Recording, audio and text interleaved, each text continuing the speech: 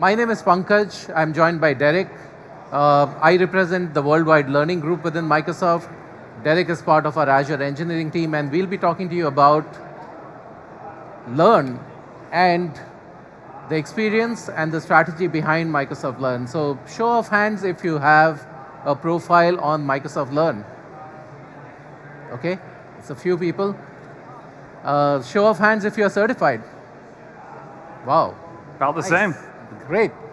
So let's talk about what we have been doing for the past year. There are a few sessions spread across this week where we are talking about the journey of what Microsoft Learn has been.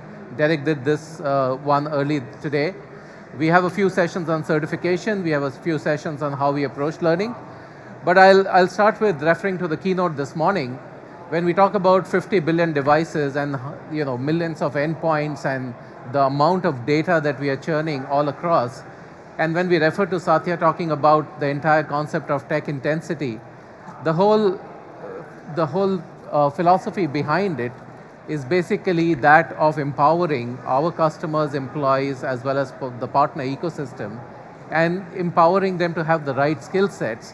Because if you notice what he talked about when he showed the tech intensity formula, it's all about adoption, and it's all about how we get there. So what we are going to talk about in this session is what have we been doing about the evolution, how we see the world of skilling, a little glimpse of what we've been doing in training and certification for the last year or so, Learn as Microsoft's digital skilling platform, and the evolution that we've had and what's to follow in the next period of time.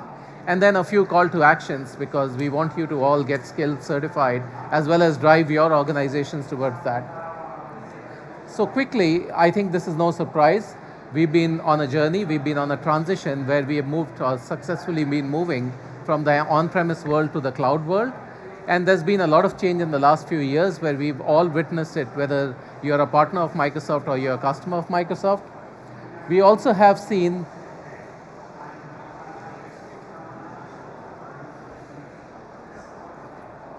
We also talked about the tech intensity today, where there are two key concepts. It's very clear that capability drives adoption, and it's been a norm in the industry for the last few years. To be successful in this changing industry, it's important that your teams have the right skill sets, and there's an effective way to continue to get them knowledgeable and trained, because technology is changing almost every hour, and it's difficult to keep up with traditional means and ways of training that have existed in the past.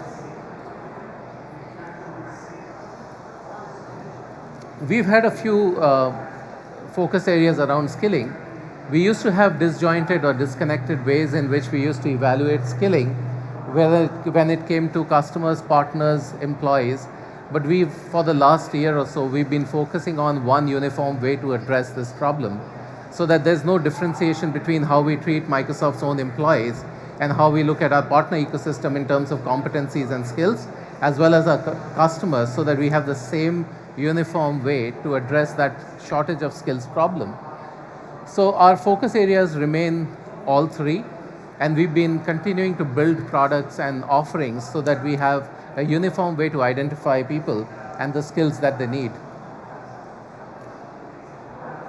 What have we been doing as a shift, as known to many of you, because many in the audience said they were certified? You would have noticed that last year, September 24th, very same forum, Ignite, we actually announced the new role-based certifications.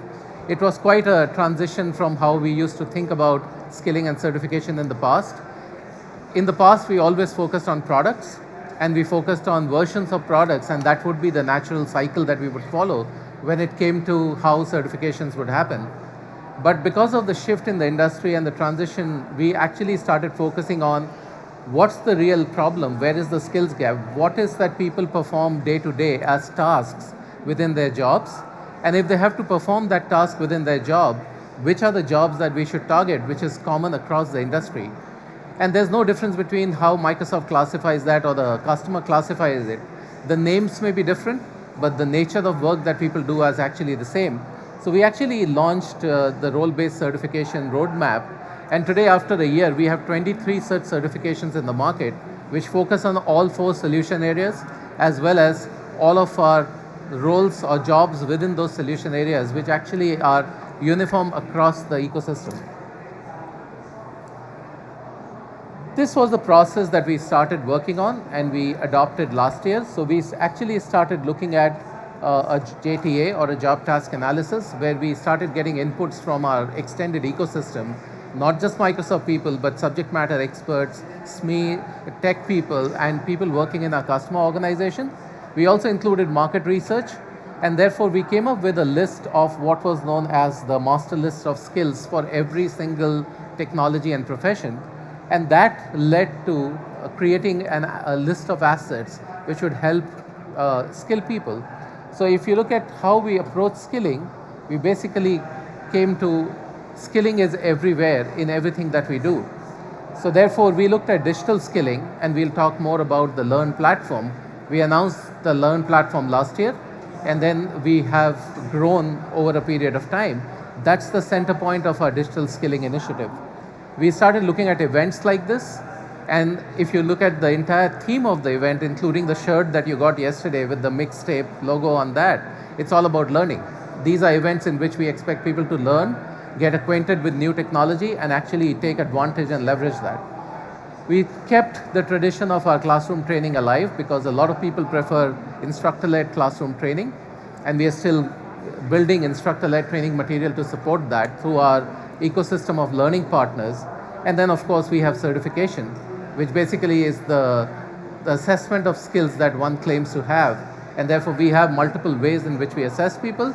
We introduce labs in our exams so that we can be more hands-on, and we can actually calibrate what people really know and can demonstrate and do. So we've taken an aligned approach across the multiple things that people do, so that we have skilling in everything that we have customers doing. This is a brief representation of what the skill sets and the certification or training and certification portfolio looks like. It's difficult to read. We have a Learn booth right across on the other side. You are encouraged to go there and learn more about the certifications and figure out what path suits your organization the best, depending on the solution areas you address or the type of competencies you are looking for. Also, the fact that we wanted one integrated approach so that people could discover all the content and assets in one place. So Learn being the digital skilling platform and the center point, we also have all our certification and training info now available in one place, which is the Microsoft Learn site, so that you don't have to go to different places to navigate and figure out. This is something that we launched earlier in October, and it gives you one place to have comprehensive information about everything that Microsoft offers with respect to training. So this is just a glimpse of how it actually looks like now, and you are encouraged to go find out more. I don't know. Hey, my apologies for some artifacts left in this deck. Ignore the yellow boxes. Apparently they grabbed the deck before we were done. So Pankaj talked a lot about certifications and how the world of learning has evolved. And I'm going to talk a little bit more about Learn specifically, so the site of Microsoft Learn. We started about a year ago. When we started, we had 80 modules. We now have over 700 modules, so 10x the amount of content. We started with about three groups, it was 3 groups, it was 10 products. We have gone up to 80 products now. So a bunch of different Microsoft products are now included on Learn. Again, we started with Azure. It's gone way beyond Azure now. It's including a lot with Microsoft 365, with Dynamics. You can see a lot more of that content that's interactive, that is actually more that micro-learning kind of style. Instead of looking at a video or going to instructor-led, shoot, you can go and look at it on Learn for free. And we're cool with you doing any of those, because different people learn differently. However, this is one way that it's easy for us to keep it up to date. We also had a lot more roles that Pankaj talked about. Interactivity. So at launch, we launched with a sandbox where you can actually try creating a virtual machine, for example, on Azure. And we're paying for the compute. You're not having to pay for that. You can sign in with your Microsoft account, so Outlook or Hotmail. You can sign in with your org ID, your Azure Active Directory account. And signing with either one of them, it's still us that is paying for the compute there, but you actually get to try it hands-on. You get to do the things instead of just read about it or hear someone else talk about it. Since launch, we have had capacity issues. We've had issues with speed. We have increased the speed that the interactivity spins up. So decreased it to less than half of what it was. We want to get that down faster as well, so that then learners aren't just sitting around waiting for things to spin up. We also added more capacity, and that's important so that then, honestly, over the last few months, we've had issues where some people were hitting, sorry, it won't work right now. That's no longer an issue. No one is hitting that anymore. So I'm really happy we're able to keep the interactivity free, and we're able to have it enabled for all users. And lastly, tracking. I was hesitant to say this on this slide, but for many people this is important, where your certification is tied to your Microsoft account. Your company wants reporting based on your org ID. So we have account linking on Microsoft Learn at this point, where you can link both those accounts, and the reporting can flow through to your organization, and eventually we'll be able to pull in certification and tell your organization as well. And we have anonymous, it's all anonymized reporting right now. It won't be eventually for your organization, where we can just say, hey, Joe did this training. So frankly, when we launched Learn a year ago, it was kind of boring.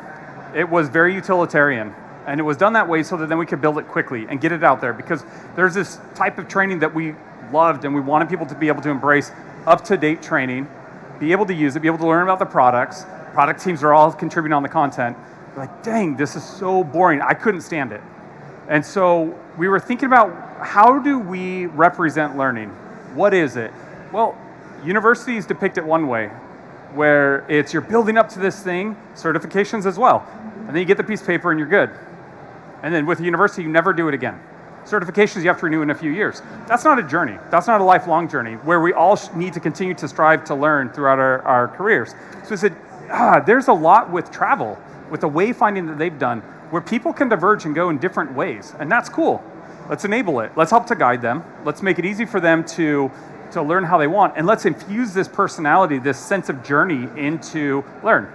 And so we did that last week. We updated Learn, and we added in more of a personality that's showing that travel. Right now there's no animations on the site, it's coming soon. And so how it's depicted on the home screen, I have to be careful that I don't get in front of the speakers, is it's more the playful entry. You can get straight away to go and see about what the different learnings that we have. We have certifications are now on Learn that Pankaj talked about. We also have links, docs.microsoft.com is our team as well. And so quick links there. But then we redid also that content, where it used to be hand curated for the homepage. The browse page was just what was most recently updated. We've now shifted where it's what's trending. We're taking into account how people are using this site. We're taking into account click-through rates, completion rates, star ratings, and a bunch of different other factors to highlight the things that people care about most. We also recently added bookmarks and certifications. At Ignite, during the tour last year, had so many people come up to me and say, yeah, I started a bunch of modules because I want to be able to come back to them because they were interesting. Like, wait, you wanted progress to show, so you could go to the profile, to go to this other thing, to see these things. Why don't we introduce bookmarks? So we're listening to what the customers are asking for. We introduced bookmarks. We just introduced collections as well, and bookmarks are across docs as well. Collections are this concept of, I have special needs in my team. We're a little bit different. Just your standard learning paths are cool, but I want to curate for my team specific purposes and then share it with them. Salespeople are asking for this, partners were, and team leads were. So we just rolled out collections, and you'll see them scattered throughout events at the end of presentations as well. Use it, and then you can share with others. And that's more, the designer took care of this one for us. And that was, I'm going to head back to Pankaj to talk about some offers as well. Sure, thank you. So we have Learn, we have the Learn booth. If you're not on Learn, you are encouraged to use it as the learning tool for your teams, for yourself, for your teams, because we have certifications, we have curated learning paths for all the certifications, and as Derek mentioned, You now have collections so that you can create your own learning paths and socialize them and make them available to your teams. We also have a certification offer at Ignite, so that any Ignite participant actually gets a chance to either take a certification in person here, right at the event, or you may decide to take it when you go home. So for a period of 180 days after this event, you have the option to go register and get your free certification exam. During this week, we are running a lot of prep sessions. So if you go to the Ignite app and you look at if you search for prep, you will see a list of sessions that we are running to help you prepare for certifications. You can choose to attend any one of them. You can just add it to your schedule. We also have hands-on labs, and we have practice exams to help you take a decision whether you want to take the exam now or when you want to take the exam when you go back home. So all of that is happening in the Learn area, in the hands-on lab section. So go ahead and leverage this offer. We also have, visit us as the booth in the hub, and this is the list of prep sessions that we are running this week so that you can take advantage of them and you can schedule them as you want or for your teams. We also have evaluations for the sessions, so please go ahead and complete your evaluations. Once again, thank you for being here. We have a few minutes. If you have any top of mind questions, we are happy to address that. Anybody have any questions? Yeah. Regarding practice exams, is there any content of that nature that will be available on the Learn site if we're not ready to do that? So the question was, are there going to be practice exams on Learn? We've gotten a lot of feedback from customers and partners that they want to be able to know, did this person actually learn the content that they went through? And so we are going to be introducing tests on Learn. So at the end of Learning Pass or at the end of modules, to just, it's more the validation. And instead of the knowledge checks we have today, just help to the user to really learn the content. This is more an evaluation of how well you learned it. We're going to be rolling that out in the next probably 6 months. And so that will give you kind of a prep, because a lot of the Learning Paths do prepare for certification. So that should be somewhat of a prep. It's not exact. Correct. We do have practice tests today, which we have available as part of the offer right here, as well as we have practice tests for almost all of our certifications. The ones which do not have a practice test just now, we are in the process of rolling those out by the end of this calendar year. So you'll see a lot of practice tests aligned to all of the 23 certifications that we have. That's right. Available online. Any other questions? Where we're at? Now, thanks everyone for coming out. This is a journey for us. Learn is only 1 year old. We launched it a year ago. We will continue to evolve it. Thank you for the feedback. Feel free to grab us and give additional feedback if you want. You can also give feedback on the site. Thank you, everybody. Thank you.